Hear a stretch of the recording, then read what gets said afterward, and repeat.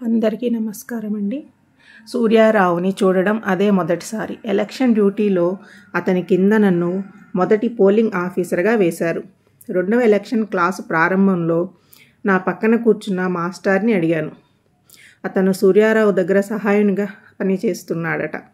పెద్ద తిక్కలోడు, జాగ్రత్త, అన్నీ నీ చేత చేయించి తానే చేసినట్టు బిల్డప్ ఇస్తాడు. అన్నింటికీ అలాగే అని తలూపు. నీకు వర్క్ అంతా తెలిసినా సరే ఎమ్మెల్యే గారి చుట్టమని బలుపు ఎక్కువ. చస్తున్నాం రోజు స్కూల్లో. అసలు డ్యూటీ తప్పించేసుకోవడానికి చాలా ప్రయత్నించాడు. ఎలక్షన్ ఆఫీసర్ ఒప్పుకోలేదు. ఇప్పుడు చచ్చినట్టు ఈ ఎలక్షన్ క్లాస్కి వచ్చాడు. తిక్క కుదిరింది అని ఒక బూతు పదం వాడి అన్నాడతను విసుగ్గా మొహం పెట్టి. అంత బాగా చెప్పేస్తారా ఆ మాస్టారు పాఠాలు? అడిగాను అమాయకంగా. నా దృష్టిలో ఎవరు విద్యార్థులను మెప్పించేలా పాఠం చెబుతాడో ఆయనే అచ్చమైన ఉపాధ్యాయుడు. మరి నేనెంత పేరు తెచ్చుకున్నానో నాకైతే తెలియదు. నా మొహం అక్షరం ముక్కరాదు. ఎప్పుడు చూడు క్లాసులో నిద్రపోతూ ఉంటాడు. చెప్పేది సోషల్ సబ్జెక్టు. ఎప్పుడు 100%. అదేం అదృష్టమో. ఇంకో విషయం తెలుసా మీకు? అడిగాడతను. ఏమిటది? ప్రశ్నించాను. వాడికి ఈ ఉద్యోగం టాలెంట్ మీద రాలేదు. మా బంధువుల అమ్మాయిని చేసుకుంటే పోస్టు క్షణాల్లో వేయిస్తాను అన్నాడట ఎమ్మెల్యే గారు. ముందు పోస్టు వేయించండి, చేసుకుంటాను అన్నాడట ఈ అందగాడు.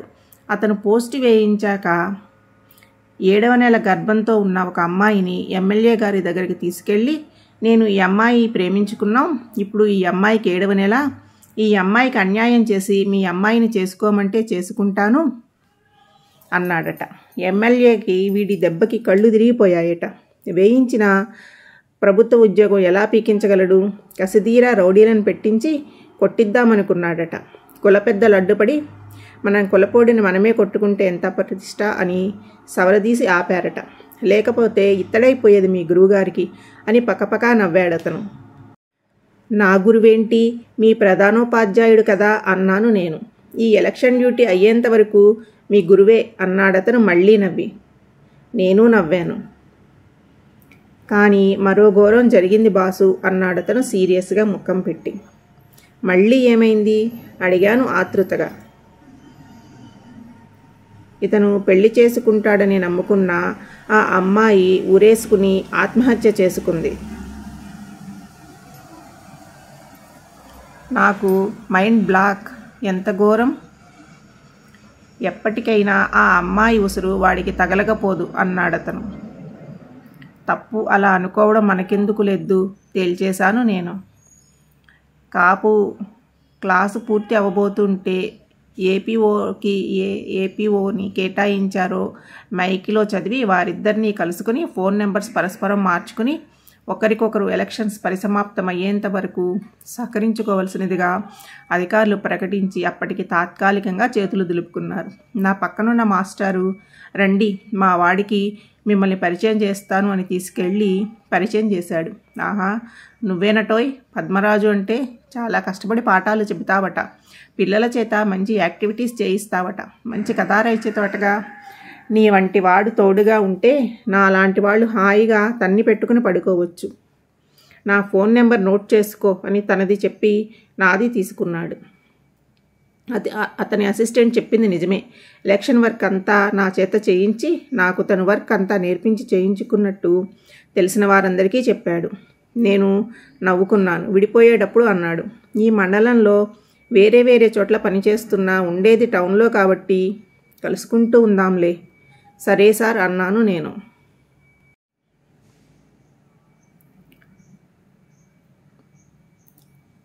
సీనియారిటీ పెరగడంతో నేను ప్రధానోపాధ్యాయుని అయ్యాను. భార్య, 2 పిల్లలతో నా వృత్తి ప్రవృత్తి చక్కగా నిర్వర్తిస్తూ ముందుకు సాగుతున్నాను. నా భార్య కాలక్షేపం కోసం ప్రైవేట్ కాన్వెంట్లో ఉపాధ్యాయులుగా చేరింది. ఒకరోజు నేను ఇంటికి వచ్చేసరికి మా అబ్బాయితో ఉన్న మరో అబ్బాయిని చూపించి, వీడు శ్రీహర్ష అండి, మన వాడితోనే కలిసి చదువుతున్నాడు. మన వాడికి 4వ ర్యాంక్ వస్తే వాడికి మొదటి ర్యాంక్ వస్తూ ఉంటుంది. మన వాడితో నైట్ స్టడీ చేయడానికి నేనే రమ్మన్నాను. అన్నట్టు వీళ్ళ నాన్నగారు మీకు తెలుసట, పేరు సూర్యారావట అంది నా భార్య. ఓహో అని వాళ్ళ కుటుంబ విషయాలు అడిగాను. వాళ్ళ అమ్మగారికి గుండె నీరసం అని, ఎప్పుడు అనారోగ్యంతో బాధపడుతూ ఉంటారని, అమ్మమ్మ తాతయ్య తమ ఇంట్లోనే ఉండి అన్నీ చూసుకుంటారని చెప్పాడు ఆ బాబు. దాదాపు నెల్లాళ్ళు నైట్ స్టడీకి వచ్చిన ఆ బాబు మళ్ళీ రాకపోయేసరికి కారణం అడిగాను నా భార్యని. అయ్యో, మీకు తెలీదా, వాళ్ళ అమ్మగారు పోయారట అంది. అయిపోయాను. వెళ్ళి పలకరించి వచ్చాను. మరో 15 రోజుల తర్వాత మరో వార్త చెప్పింది నా భార్య. నిర్ఘాంతపోయాను. సూర్యారావు 2వ పెళ్లి చేసుకున్నాడు, తమ బంధువుల తాలూకు అమ్మాయిని.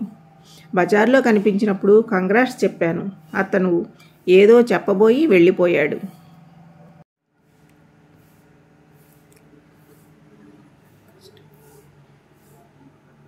అందమైన అన్యోన్యమైన నా సంసారం చూసి సమాజానికే కన్నుగుట్టిందో, నేను చేసిన గత జన్మ పాపమో, నా భార్యకి మైల్డ్ హార్ట్ స్ట్రోక్ వచ్చి తగ్గిపోయి ఇంటికి తీసుకొచ్చేటంతలోనే తిరగబెట్టి మరణించింది. 1 ఏడాది పాటు మనిషిని కాలేకపోయాను. తను ఉండగానే పిల్లల పెళ్ళిళ్ళ బాధ్యతలు తీరిపోవడంతో తన లేని లోటు తప్ప మరే ఇబ్బంది లేదు. తను లేనప్పుడు భోజనానికి ఇబ్బంది పడతానని ఎలక్ట్రికల్ కుక్కర్లో రైస్ పెట్టుకుని కర్రీ పాయింట్ నుంచి తెచ్చుకోవడం నేర్పింది నా భార్య. అదే నాకు జీవనాధారమైంది. పిల్లలు ఎవరి కాపురాలు వాళ్ళు చేసుకుంటున్నారు. సూర్యారావు నన్ను పలకరించడానికి వచ్చాడు. నాలాగా పెళ్లి చేసేసుకో రాజు, మగాడివి, ఎంతకాలం చెయ్యి కాల్చుకుంటావు, ఇంకా 5 ఏళ్ళు సర్వీస్ ఉంది కదా అన్నాడు నాతో. నవ్వేసి ఊరుకున్నాను కానీ నా పిల్లలు ఊరుకోలేదు. మీ సాహితీ కృషి నిర్విరామంగా సాగాలంటే మీరు పెళ్లి చేసుకోండి నాన్నగారు. మీకు ఈ వయసులో తోడు చాలా అవసరం. మా సంసారాల గొడవలో మేము మిమ్మల్ని పొరపాటున నిర్లక్ష్యం చేస్తే మీరు బాధపడతారు అంటూ వాళ్లే మంచి సంబంధం చూసి పెళ్లి చేశారు. పద్మిని నాకు భార్యగా దొరకడం నాకు దేవుడిచ్చిన వరం అని తర్వాత అర్థమైంది నాకు. మరే 3 ఏళ్లలో సూర్యారావు రిటైర్ అయ్యాడు. ఫంక్షన్కి పిలిచాడు. వెళ్ళి విష్ చేశాను. ఒకరోజు బజార్లో కనిపించి, నువ్వు రచయిత కదా, ఒక సలహా ఇస్తావా అని అడిగాడు. సరే అన్నాను నేను. వివరంగా చెప్పు అని అడిగాను. నాకు రిటైర్మెంట్ బెనిఫిట్స్ 40 లక్షల దాకా వచ్చాయి. అవి నా పిల్లవాడికే చెందాలంటే ఏం చేయాలి అని అడిగాడు.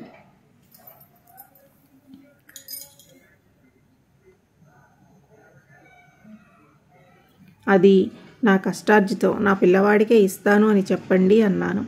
రాజు, నా మొదటి భార్య నన్ను ఎంతో ప్రేమగా చూసేది. తల్లిలా ముందు నా పొట్ట చూసేది. నేను డబ్బుతో ఏమైనా చేయగలననే అహంకారంతో ఆమెకి సరి అయిన వైద్యం చేయించకుండా నిర్లక్ష్యం చేశాను.